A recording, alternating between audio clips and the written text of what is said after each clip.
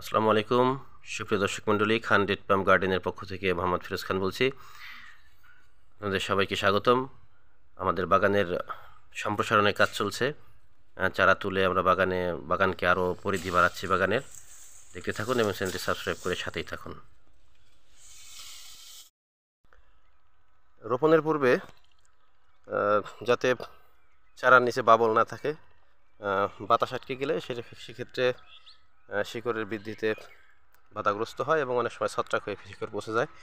এই কারণে পানি দিয়ে মাঝখানে প্রথমে কাদা করে নিলাম যাতে কোনো ফাঁকা জায়গা না থাকে চারার নিচে। চারাটা এখন রোপণ করে দেব। আশা করি দ্রুতই গাছটি সুস্থ হয়ে উঠবে, যেহেতু বীজের গাছ এবং গোড়াতে অনেক মাটি আছে, শিকড়ও আছে। বড় গাছ, অনেক বড় গাছ, মাথা কেটে ফেলছি, তাই লম্বায় হয়তো বা প্রায় 10-12 ফুট ছিল। এখন গাছটি রোপণ করে দেবো এখানে।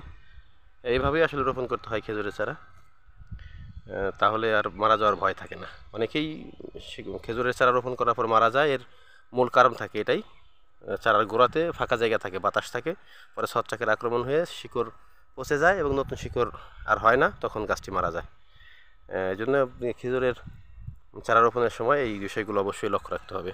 এখানে অনেক সার, বিভিন্ন রকমের সারও মিশিয়ে দিয়েছি, সব রকমের সারই আছে।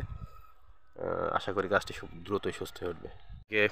গাছ রোপণ করা হয়েছে, এটি কেবল রোপণ করলাম, কাজ চলছে। এখন ছায়া করে দেব এবং যা যা করা দরকার করব। আসলে আমার জায়গাটা একটু নিচু, এই কারণে বৃষ্টি নামলে কিছুটা পানি জমে। এই কারণে আমি মাটি উঁচু করে দিয়ে তারপরে গাছগুলো লাগাচ্ছি।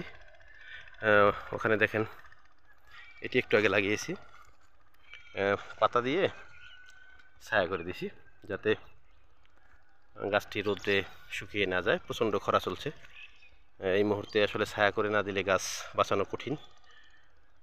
ছায়া করে দিয়েছি। আপনারা এভাবে খেজুরের চারা লাগালে আশা করা যায় আপনারা সফল হবেন। অনেক বড় বড় চারা আসলে ট্রান্সফার করলাম।